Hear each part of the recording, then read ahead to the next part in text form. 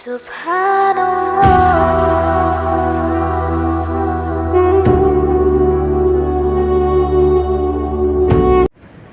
لله كفى وسلام على عباده الذين اصطفى أما بعد فأعوذ بالله من الشيطان الرجيم بسم الله الرحمن الرحيم إنما يعمر مساجد الله من آمن بالله واليوم الآخر صدق الله المولانا العظيم وقال رسول الله صلى الله عليه وسلم أحب البلاد إلى الله تبارك وتعالى مساجدها وأبغض البلاد إلى الله تبارك وتعالى أسواقها أو كما قال النبي صلی اللہ علیہ وسلم۔ ہم سب کے محترم و مکرم مسلک نشین صدر جلسہ اور بہت ہی زیادہ قابل احترام حضرات علماء کرام اور شہر ناندیڑ سے ایک بڑی تعداد میں آئے ہوئے ہمارے معززین شہر اور اہلیان احمد پور، بڑی خوشی و مسرت کی بات ہے کہ الحمدللہ ہم سب اللہ تعالیٰ کے بابرکت گھر میں اللہ تعالیٰ کے اس بابرکت گھر کے افتتاح کے موقع پر جمع ہیں۔ اللہ تعالیٰ ہمارے جمع ہونے کو بہت بہت قبول فرمائے۔ سب سے پہلے میں مبارکباد دیتا ہوں ان تمام حضرات کو جنہوں نے اس جگہ کو اللہ کے گھر کی تعمیر کے لیے وقف کیا ہے۔ اسی طرح ان تمام حضرات کو بھی جنہوں نے اپنا کچھ نہ کچھ بہرحال اس مسجد کی تعمیر میں لگایا ہے، بالخصوص ہمارے شہر دیگلور کے محمد ایوب بھائی صاحب جس اخلاص کے ساتھ اپنا سرمایہ اس میں لگایا ہے، اللہ تعالیٰ ان کو بہت بہت جزائے خیر عطا فرمائے اور ان کے بخشش کا سامان فرمائے۔ پیغمبر اسلام صلی اللہ علیہ وسلم فرماتے ہیں کہ من بنا مسجدا للہ تعالی بنا اللہ له بیتا فی الجنہ، جو شخص دنیا میں اللہ کا گھر بناتا ہے اللہ اس کے لیے جنت میں گھر بناتے ہیں۔ آپ میں سے بہت سارے بھائی ایسے ہوں گے جو غریب ہوں گے، مزدور پیشہ ہوں گے، جو کسی مقام پر اللہ کا مکمل گھر نہیں بنا سکتے، لیکن پیغمبر اسلام صلی اللہ علیہ وسلم فرماتے ہیں کہ ہر مسلمان ایک اللہ کا گھر بنا سکتا ہے۔ کیسے بنا سکتا ہے؟ اللہ کے نبی علیہ السلام فرماتے ہیں کہ ہر مسلمان کسی مسلمان کی حیثیت کسی مسجد میں 10 روپے دینے کی ہے۔ اس کے الفاظ حضور صلی اللہ علیہ وسلم فرماتے ہیں کہ کوئی مسلمان ایک گھونسلے کے گھر کے بقدر مسجد میں کوئی چیز دے دے، اللہ پاک اس کے لیے بھی جنت میں گھر بناتے ہیں۔ ایک گھونسلے کا مطلب ایک چڑیا کا جو گھر ہوتا ہے، مثلا گویا کہ ہم نے ایک اینٹ گویا کہ آج 10 روپے میں آتی ہے تو ہم نے ایک اینٹ کے بقدر پیسے مسجد میں دے دیے اور دینے میں ہم مخلص تھے، اللہ کی خوشنودی اور رضامندی کے لیے دیے ہیں۔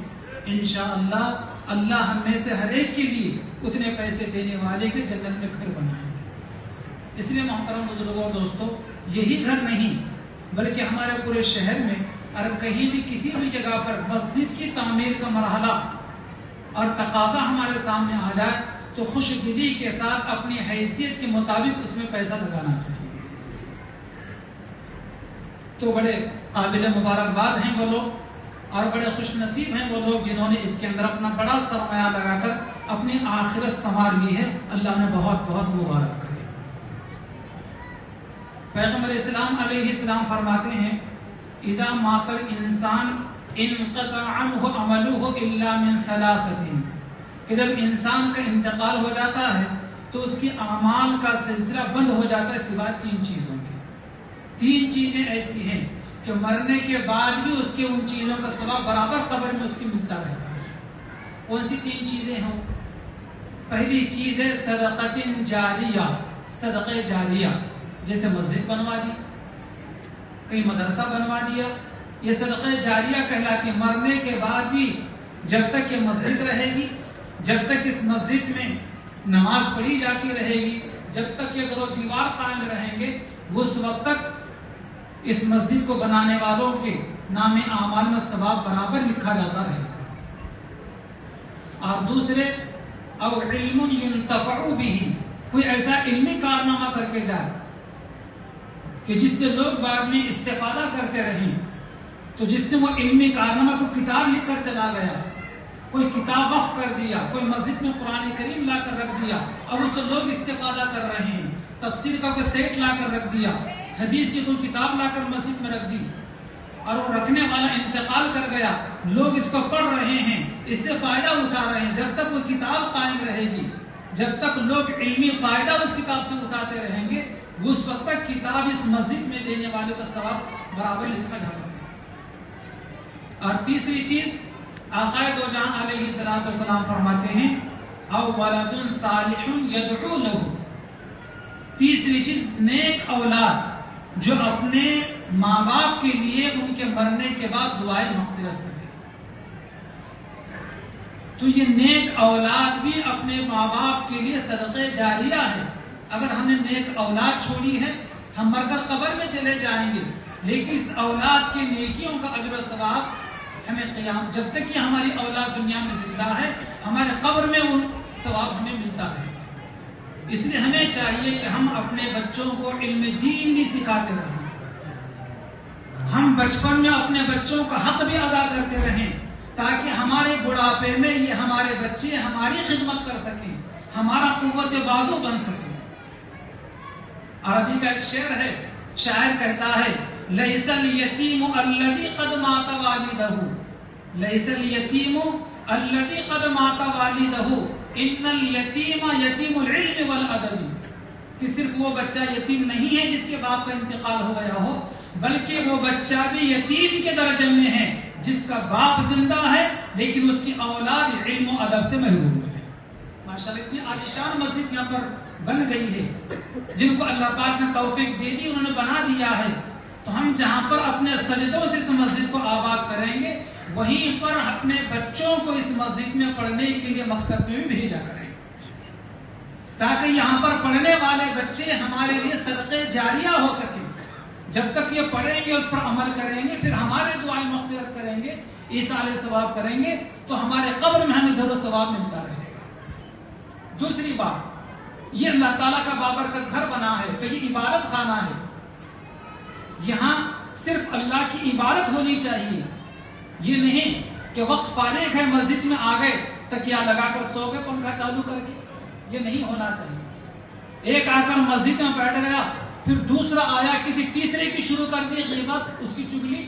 کوئی پلاٹنگ کی بات مسجد میں ہو رہی ہے، کسی کی غیبت ہو رہی ہے، کسی کی اپنی کالج کی بات، کاروبار کی بات، تجارت کی بات، دنیا کی باتیں مسجد کے اندر ہو رہی ہیں.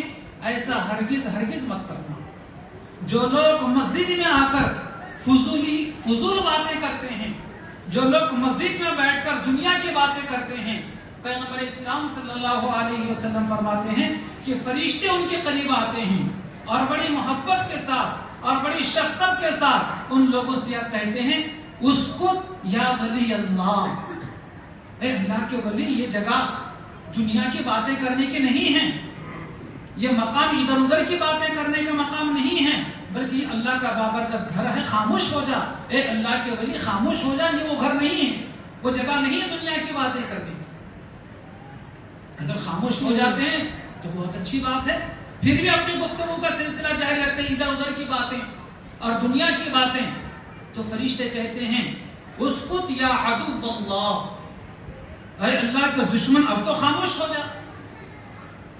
اگر خاموش ہوتا ہے یہ دنیا کی گفتگو کرنے والا مسجد میں بیٹھ کر تو کوئی مسئلہ نہیں، لیکن اگر خاموش نہیں ہوتا، اپنے گفتگو کا سلسلہ جاری رکھتا ہے، تو نبی کریم صلی اللہ علیہ وسلم فرماتے ہیں، فرشتے کہتے ہیں کہ اسکت لعنت اللہ علیہ، اب تو خاموش ہو جا، خدا کی تجھ پر لعنت. مسجد میں بیٹھ کر اللہ کی لعنت ہمارے اوپر برستی ہے. اس لیے بھائی جب بھی ہم مسجد میں آئیں تو اعتکاف کی نیت کر لیں. جب تک آپ مسجد میں بیٹھے رہیں گے آپ کو اعتکاف کا ثواب ملے گا، اور اگر اعتکاف کی آپ نے نیت نہیں کی ہے تو مسجد میں آئیں، وضو کریں، نماز پڑھیں، نماز ہونے کے بعد پھر لیٹنا یا ادھر ادھر کی باتیں کرنا آپ کے لیے جائز نہیں. سیدھا نماز ہونے کے بعد مسجد کے باہر چلے جانا چاہیے. لیکن مسجد اللہ کا گھر ہے، یہاں بیٹھ کر دنیا داری کی ادھر ادھر کی باتیں ہرگز نہیں ہونا چاہیے، ورنہ مسجد میں رہ کر بھی اللہ کی لعنت ہوتی ہے۔ یہ 2 باتیں۔ اور تیسری بات، اس مسجد کے کوئی نہ کوئی امام رہیں گے، اس مسجد کے کوئی نہ کوئی مؤذن ہوں گے، اس مسجد کے کوئی نہ کوئی خادم ہوں گے، ان کے ساتھ مکمل ادب و احترام کا معاملہ کرنا، ان کے شان میں کبھی کسی قسم کی کوئی گستاخی نہیں کرنا۔ اگر ہم گستاخی کریں گے، ان کے ساتھ بدتمیزی کا معاملہ کریں گے، انہیں جھڑجھڑ کریں گے، ان کو اپنا نوکر اگر سمجھیں گے، وہ تو جنت کے حقدار ہیں، وہ تو بلا حساب کتاب جنت میں داخل ہوں گے۔ لیکن ہم نے ان لوگوں کو جھڑکا، ان لوگوں کے ساتھ میں ہم نے بدتمیزی کی جو کہ بلا حساب کتاب جنت میں داخل ہوں گے۔ میں یہ فرمان نبوی سنا کر اپنی بات کو ختم کرتا ہوں۔ نبی کریم صلی اللہ علیہ وسلم فرماتے ہیں کہ 3 قسم کے لوگ ایسے ہیں جو قیامت کے دن بلا حساب کتاب کے جنت میں داخل ہوں گے۔ یہاں تک کہ لوگ نفسا نفسی کے عالم میں ہوں گے، ابھی حساب و کتاب ہی میں پھنسے ہوئے ہوں گے، یہ مشک ٹیلوں پر سیر و تفریح کریں گے۔ کون 3 لوگ ہوں گے وہ؟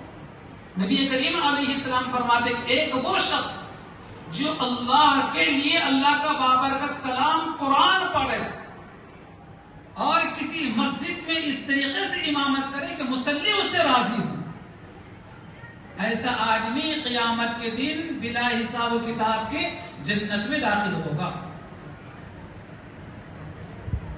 ایسے آدمی کی ہم غیبت کریں، ایسے آدمی کے ساتھ اس سے کوئی معمولی بات ہو جائے تو بدتمیزی کا معاملہ کریں، ہرگز کسی مسلمان کو اجازت نہیں ہے۔ اور دوسرا وہ شخص جو بلا حساب و کتاب کے جنت میں داخل ہوگا، نبی کریم صلی اللہ علیہ وسلم فرماتے ہیں کہ صرف اللہ کے لیے اللہ کے بندوں کو نماز کے لیے بلاتا۔ کون ہے وہ؟ مسجد کا مؤذن صرف اللہ کے لیے اللہ کے بندوں کو نماز کے لیے بلاتا ہے، وہ تو سب سے پہلے اعتبار کا مستحق ہے، اس حدیث کا مصداق ہے۔